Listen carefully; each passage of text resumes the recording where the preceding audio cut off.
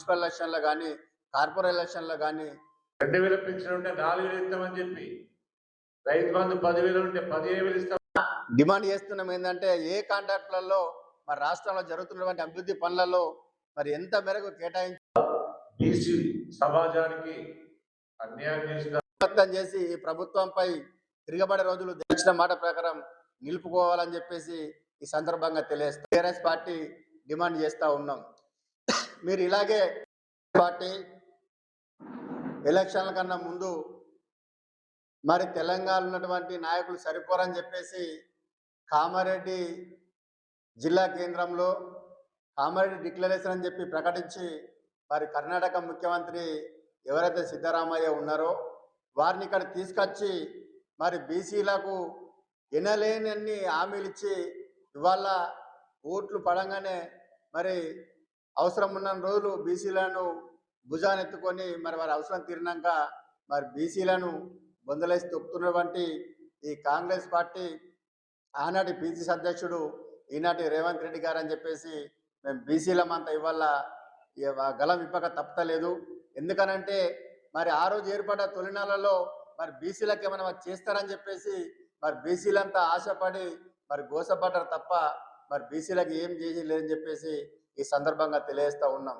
మరి కొన్ని 2 బడ్జెట్లన్నా మరి ఏమైనా కేటాయిస్తారు అని అంటే 2 బడ్జెట్లో కూడా బీసీలకు తీవ్ర అన్యాయం జరిగింది.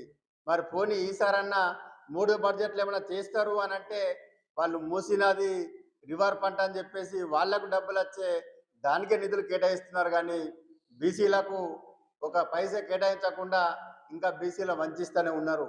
మరి ఈ రోజు వరకు మరి ఓపిక తిన్న బీసీలు మరి ఇవాళ మన ఏదైతే మరి అసెంబ్లీలో ప్రవేశపెట్టి బడ్జెట్ చేసిన తర్వాత ఇవాళ బీసీలంతా మోసపోయి గోసపడుతున్నామని చెప్పేసి ఇవాళ బీసీలంతా ప్రతి ఒక్కరు గ్రామాలలో మాట్లాడుకుంటూ ఉన్నారు.